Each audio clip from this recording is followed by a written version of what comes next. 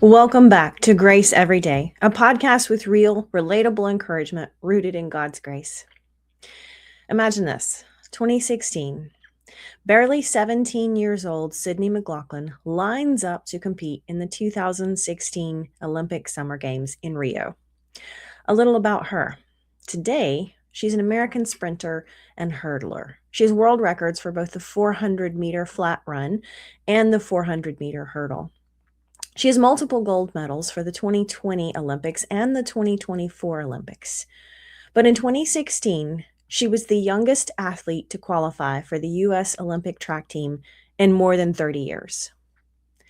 Arriving in Rio, she gets sick with a travel bug and spends the first few days of her Olympic experience sick alone in her dorm room.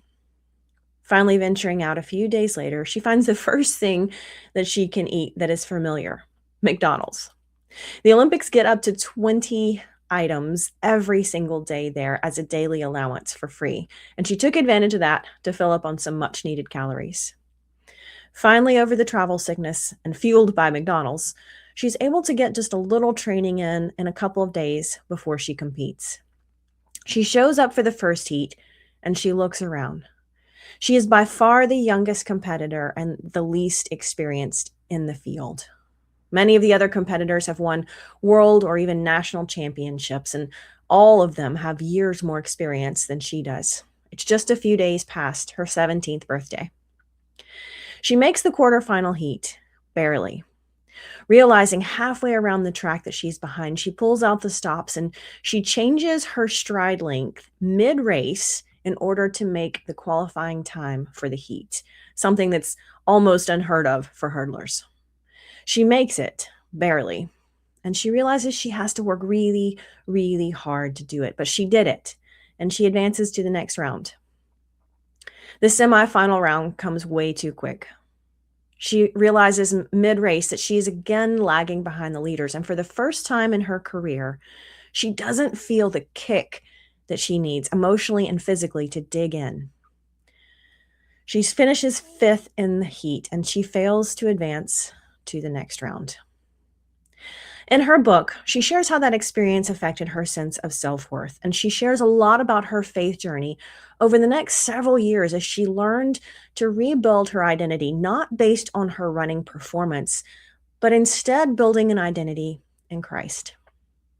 She, of course, goes on to win world records and future Olympic gold medals in both the 2020 and the 24 Olympic competitions, but with the perspective that her self-worth isn't determined by how she competed that day.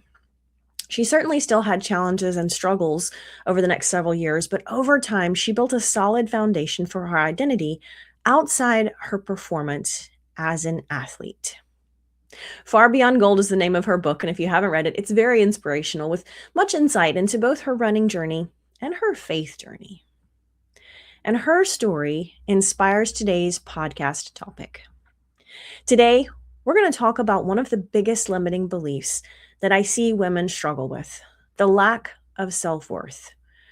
Grace Every Day is a podcast with real, relatable encouragement, and I think you deserve some real talk about real issues that we face. And again, one of the biggest limiting beliefs I see women struggle with is that lack of inherent self-worth, the lie that you somehow aren't good enough or skinny enough or tall enough or smart enough or any other kind of enough that you can think of. It's a pervasive lie that many women struggle with at some point. We often feel like we have to do everything or be everything to everyone and somehow earn self-worth. Or we feel like we aren't worthy of love or a good relationship, a healthy relationship, because there's inherently something wrong with us.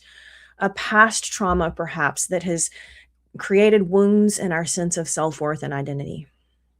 Or sometimes we feel that we have to earn affection. Whatever the root cause, the result is that we aren't comfortable in our identity or who we are. And therefore, we lack self-confidence that affects every area of our life. We'll talk more about that in the next podcast episode, but today I wanted to look at how identity gets formed to begin with and how we can begin to reform it or rebuild it in a healthy way. The word identity means who you are, your personality, your individual characteristics that make you you.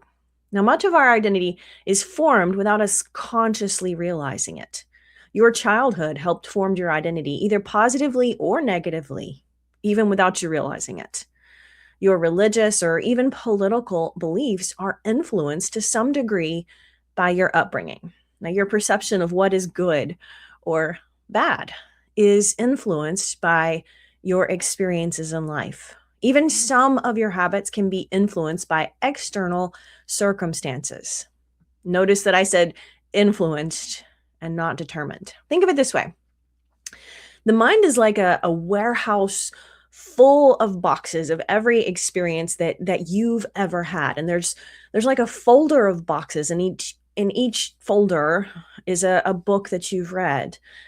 There might be a box for movies that you've seen or songs that you've heard, and so on, because every interaction that you've ever had with loved ones or with experiences in the world, every single interaction that you've had, every experience that you've had is stored in the warehouse of our mind. And to some extent, these boxes of experience or folders of things we've done or experienced or read or listened to impact you or influence you. Not determine, again, but they certainly influence you. You are a different person because of what you've experienced in life. What you do with these boxes of experience is up to you. No one can create your identity except you. No one has as much influence in your life as you do. The problem is that most of us allow our identity to be influenced by default, meaning we don't stop to intentionally create our identity. We don't control it. It just happens. I mean, how much time did you spend yesterday thinking about your identity? Last week? Last year? My point here is to help you realize that who you want to be in life is something that you can determine. And if you don't determine your identity, other things and other people will. When we create our identity around solid values and principles, that gives us the lasting foundation for a healthy sense of identity that is not washed around by the storms of life, right? It's deeply rooted and grounded. And when those storms of life happen, we don't lose that sense of inherent self-worth. I love this quote by Warren Bennis. He says, every one of us, whatever age and circumstance, is capable of self-transformation. So it's important not to create your identity around material things like money or wealth or having certain things. Because if you do, your sense of self-worth will be based on how much of that you have. And you'll end up sacrificing the relationships in your life in order to gain more of those material things, only to realize that they won't bring you any lasting joy. It's also important not to form your identity around other people or the hats that you wear in life or the roles that you play in life, such as a wife or mother or business owner or team leader, manager, friend. Because if your identity is based on the hats that you wear, it won't create a solid foundation for self-worth, because sooner or later, the role that you play in other people's lives will change. Life is full of change, and that's just simply the reality. If you form your identity around something other than solid biblical principles, you will give the wrong things too much power over your emotions, your thoughts, your actions, and your life. Self-worth is internal. It can't be built by external components. You cannot build a lasting sense of self-worth and identity based on being attractive or wealthy or being the best at your job, because those things may not last. And when they crumble, so will your identity and sense of self-worth. So let's look at what our sense of self and identity should be based on, and then consider how to go about building it, recreating it. Ephesians 2:10 says, "For we are his," God's, "workmanship, and created in Christ Jesus." And one of my favorite Bible verses on identity is Psalms 139:14. I come back to this over and over and over again. I will praise you, for I am fearfully and wonderfully made. Your works are wonderful. This verse was the inspiration for my book, Fearfully and Wonderfully Me, right? Embracing that concept that God created us in a wonderful way. In this context, fearfully means awesome. There are other key verses in the Bible based on identity in Christ, but these two serve as the foundation for today's podcast topic. We must build our sense of self-worth on the foundation that God created us as a miracle. Now think about when babies are born. There's no doubt that in itself is a miraculous thing, right? But the baby doesn't grow up and stop being a miracle because it grew up. No, each one of us is still the miracle that God created. We just forget it sometimes. Sometimes we're listening to the world around us tell us we aren't good enough or worthy enough or whatever enough, right? But I need you to just hold on to that, just that realization that God created you as a miracle. Here's where most women struggle. They feel like God made a mistake when he created them because of something they've done, a mistake they've made, a relationship they've had, or because of something someone else has done to them. They often confuse experience with identity. Now, your self-worth and identity should be based on the recognition you have inherent value as a special human being created purposefully by God. As a result of that belief, you will be able to extend yourself some grace when you mess up or make a mistake. Don't confuse things that have happened to you with who you are. Things that happen, actions you take, words you say, mistakes you've made in the past, experiences in life don't determine you. They can influence you, but you get to decide how you respond to them. Don't give anyone else influence over your life if they haven't earned it. Because what happens to you in life isn't who you are. Now, I'm not saying you should be arrogant. I'm saying you should be confident in the fact that God created you. You think of the world that we live in. Think of the millions of the stars out there, all of the flowers in the world, all of the creatures in the world, right? How many varieties of fish or animals or whatever, seashells. And then realize that God thought the world needed one person just like you and only you. You are special and unique and created by loving God as a miracle. Now, I want to talk more about how internalizing that belief will drive your actions and behaviors, such as creating healthy habits that honor the body God gave you in the next podcast episode. But today I really want to focus on just embracing that sense of we are created as a wonderful miracle of God. Now, that takes a little bit of time. So I want to give you a kind of a takeaway little exercise, because here's the thing.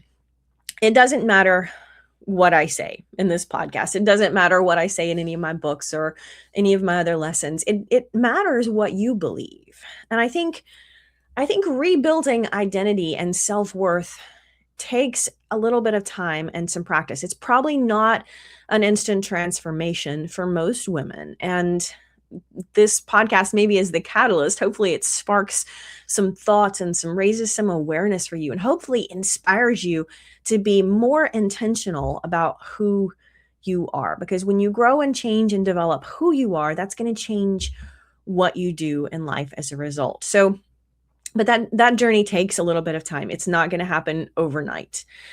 So just a little journaling activity suggestion. Take a few minutes right now, as soon as you get done listening to this podcast, right now. Why right now? Well, the law of diminishing intent says the longer we wait to do something that we know we should take action on, the less likely we are to do it. So it sounds like a really good idea in the moment, right? But if you stop listening to the podcast and then you go on and you go about your day and your chores and errands and all of the things, the busyness of life, then by tonight it'll sound like a less attractive idea. And by tomorrow, you'll just forget all about it and you won't do it. So stop immediately when you get done listening to this podcast. Stop and take just a couple of minutes and I want you to just protect that opportunity for yourself. So take just a few minutes when this podcast is over. Read the 2 Bible verses that I shared today. Ephesians 2:10 and Psalms 139:14. Read the Bible verses before and the ones that come after them, and that gives you a little bit of context for the message, right? For the meaning. But take just a few minutes, look up those Bible verses, read them, and then copy them down. I want you to really actually write them down in a journal or a notebook that you have for yourself, or even get a couple of 3x5 cards, right? Note cards. I love note cards, and jot them down. Maybe write a couple of note cards for yourself. Copy these verses down because there's something inherently powerful about writing down something. You will remember it better. You will internalize it better. You will absorb it better. And then maybe stick those note cards around your house, or put them in a place where you'll see them. Stick them on the dashboard of your car, and that little don't cover up the speedometer. You might need that. But my point here is just put those little reminders for yourself around. And every day over the next week, I want you to just start your day with a couple of seconds of looking at those note cards and reminding yourself of the truth that God created you wonderfully. And we're going to talk more in the next podcast about how, again, internalizing that belief is going to help us guide healthy habits and routines, and help us start to rebuild that sense of identity in a healthy way. Because life is tough, but grace is enough.